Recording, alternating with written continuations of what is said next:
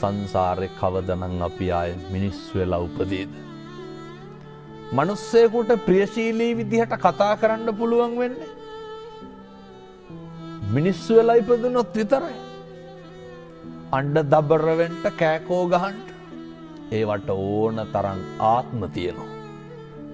දැන් බල්ලෙක් තව බල්ලෙක් දැක්කහම මොකද කරන්නේ? අපි වගේ කොහෙද යන්නේ කියලා අහනවද?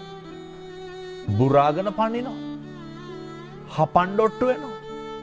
මට කියන්න සත්ව ලෝකයේ තුල සතෙක් තවත් සතෙකුට බය නැතුව ඉන්නේ මොන සතාද?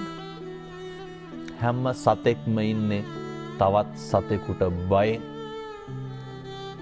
හැම සතෙක්ම ඉන්නේ තවත් සතෙකුගේ ග්‍රහණයට ලක් වෙයි කියලානේ. පැහැදිලිද මම මේ කියන එක මනුෂ්‍ය ආත්ම භාවයේ තියෙන වටිනාකම? මේක තේරුම් නොගන්න තාක්කල් බනහන එකේ අර්ථයක් නැහැ. කෙනෙකුට දෙන්න පුළුවන් දෙයකට තියෙන්නේ වතුර වීදුරුවක් නම් ඒක බොහොම ගෞරවයෙන් දෙන්න. ඒක බොහොම ඕනෑකමින් දෙන්න.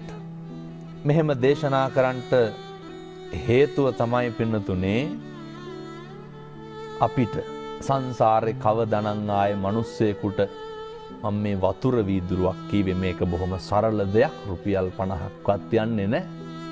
කවදනම් ආයේ කෙනෙකුට වතුර ටිකක් දෙන්න. සමහරු කියනවා නේද ඔය වතුර ටිකක්වත් දෙන්නේ නැහැ වුන්ට කියලා. කොහොමද මිනිස්සු එහෙම කියන්නේ? ඒ වැරදි අඩුපාඩු වෙන එක ඒ මිනිස්සුන්ගේ වැඩක්.